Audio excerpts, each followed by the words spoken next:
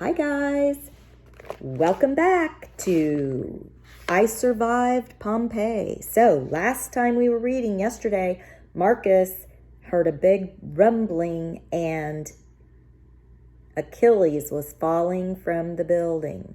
What happened? Might be a short book. Let's see. Chapter 3. Marcus dove to the ground, his chin smacking the hard stone. He braced himself for the crushing blow of thousands of pounds of marble hitting him. He heard a terrible crash, but he felt nothing. He peeled open his eyes and peered around. To his amazement, the broken statue was just behind him. It must have sailed right over him. Marcus whispered a thank you to the gods.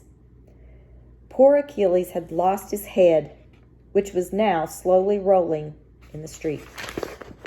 Marcus could practically hear the warriors' deathly cries. But Marcus himself was in one piece, and the earth had stopped shaking. Marcus pulled himself up. He put his hand to his chin, and it came away streaked with blood. Otherwise, he was unhurt. A humpbacked street vendor came up to him. "Don't even think about stealing those apples," he barked, reaching down and snatching 2 apples that had escaped from his baskets. "I wouldn't," Marcus said, spotting a third hidden behind a fountain.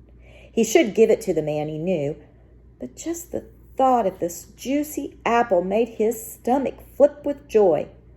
Festus fed his slaves nothing but watery gruel and old cheese. The fruit seller didn't spot it, and Marcus said nothing. "That giant beast must be restless," said the man, spitting on one of the apples and rubbing it against his rough tunic. "Giant?" Marcus asked. "Everyone knows that's why the earth is shaking," the man replied, looking at Marcus as though he must be stupid not to know this. "There's a great beast living under the mountain. Every few years it wakes up and the city shakes. Then it goes to sleep again." Marcus thought of his father, Tata. Talk of monsters and magic always made Tata shake his head. Tata said it was only natural that people would make up stories or blame the gods for what they couldn't understand. Wild storms and killing fevers, dead crops and mad dogs. But science always held the answer, Tata believed, if you looked hard enough. Marcus didn't say this now. It wasn't right for a slave to correct the opinion of a free man, even if the man was just a poor fruit seller. What amazed Marcus was that people in Pompeii just accepted these tremors, shrugging them off as they would a rainstorm. Even now, shoppers were already back to haggling for bargains. The fruit seller turned away, and Marcus grabbed the hidden apple, slipping it into his pocket. He picked up the heavy laundry sack and threw it onto his back with a sigh. Festus wouldn't care if a monster really had come stomping through Pompeii. Marcus had better get back to his master's villa soon, or he'd be greeted with a beating. He was turning to leave when he noticed an old woman sitting in the street, dazed. The shaking must have knocked her down. Passers-by stepped around her as if she were a heap of trash. Marcus ignored the woman. There were beggars everywhere, after all. But she looked so miserable. With a sigh, he once again dropped the laundry sack. He went to the woman, crouching down next to her. She was a beggar, it seemed, her tunic stained and tattered, her bare feet crusted with sores. She scowled at him. "Scat, thief!" "I wasn't going to steal anything," Marcus said. He should have ignored the hag like everyone else did. But then the woman's face softened. She studied Marcus with her cat-like green eyes. She was very old, with sagging cheeks and deep wrinkles, but Marcus could imagine that a long time ago she might have been pretty. "What do you want then?" she asked. Almost without thinking, he reached into his pocket and took out the apple. "Here," he said. She looked hungrier than he was. The woman took the apple in one of her gnarled hands. "Help me up, please." Marcus held her arms as she got to her feet and stood with her as she steadied herself. And then she suddenly grabbed his hand, gripping it with surprising strength. "Be careful, kind boy," she whispered. "I have seen the signs."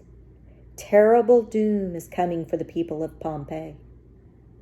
She leaned so close that he smelled the strange spices on her breath. When hope is lost, follow the hand of Mercury. She stepped back. Do you understand? Marcus had no idea what she meant. All over Pompeii there was statues of the powerful messenger god with his winged sandals and helmet. But what did that matter to him? I understand, he lied. Now he just wanted to get away from her. The end is coming, she said, finally letting go of his hand. This world will burn. Chapter 4. Marcus had barely blinked and the woman was gone, swallowed by the crowd. He felt a stab of fear as he thought of what she had said. Was she a witch who could predict the future? A priestess who could hear the whispers of the gods? Marcus thought again of his father. Tata would know what was happening here. A wave of sadness crashed over him. If only Tata were with him now. He could picture his father so clearly, his gentle blue eyes gleaming through a mop of golden hair. Tata was born in Germania, a kingdom just beyond the northern boundaries of this vast Roman Empire. When Tata was just 10 years old, Roman soldiers had invaded his village. Marcus's father was soon captured, sold to slave traders, and marched hundreds of miles in chains to the empire's capital city of Rome. But Tata was lucky. He was bought by a kind man, a writer and scientist named Linus Silius. He taught Tata to read and write in Latin, the language of the empire. He took Tata on research trips to faraway lands, teaching him all he knew about the natural world. Soon, Tata was helping Linus research his books and coming up with theories of his own. The years passed. Tata married Marcus's mother, who died when Marcus was just a baby. Marcus grew up helping Tata in Linus's library, one of the finest in Rome. Tata was always trying to get Marcus interested in studying nature, reading him his latest theories, and dragging him on long walks through the hills above Rome.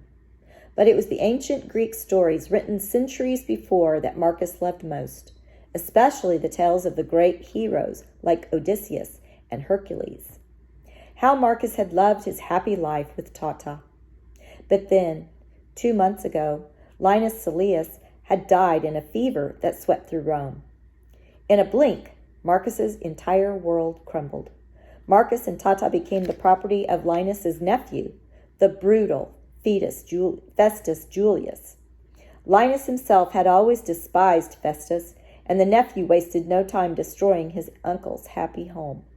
Within 2 days, Tata was sold. Marcus was loaded onto a donkey cart and brought here to Pompeii, a 2-day trip from Rome. He was now one of 10 slaves working endless days in Festus's enormous villa, one of the grandest homes in Pompeii. Where was Tata? He could be anywhere in the vast Roman Empire by now, from the rocky cliffs of Britannia to the deserts of Africa. His thoughts carried Marcus far away until a blaring trumpet yanked him back. "It's the Gladiator Parade!" an old man cried out with excitement. "It's the fighters who will appear tomorrow!" People jammed the sidewalks, so Marcus could not get through. Now he had no choice but to put down the laundry sack and wait. 2 men on white horses led the parade, their riders waving bright flags. A band of horn players followed, and then acrobats and jugglers, and finally a stout man with a leering smile. He was the lanista, the owner of these gladiators. The lanista waved at the crowd, proud as an emperor.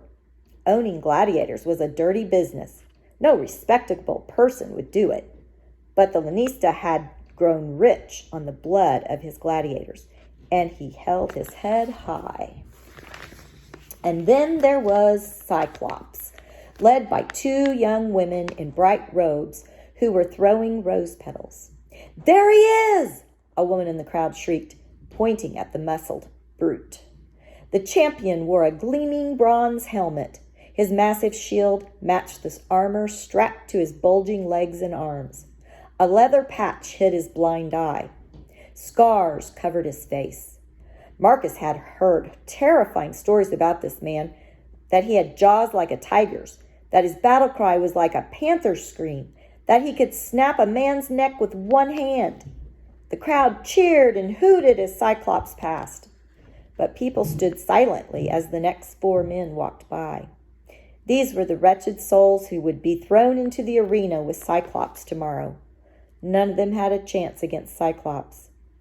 By tomorrow afternoon, they'd all be dead.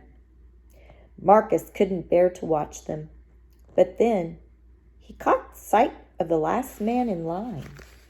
Marcus froze, staring. The man was tall, with golden hair streaming out of his bronze helmet. He walked slowly with dignity. A guard followed him, jabbing him in the back with a spear to move him along. The man turned his head, and the sun lit up his proud face and glinting blue eyes. Could it be? The pounding in Marcus's heart told the answer, and suddenly Marcus was running wildly into the street. "Tata!" Marcus screamed. So, that's not a very pleasant change of events there. So, what'll happen? Will Tata fight Cyclops? Don't know. Come back tomorrow.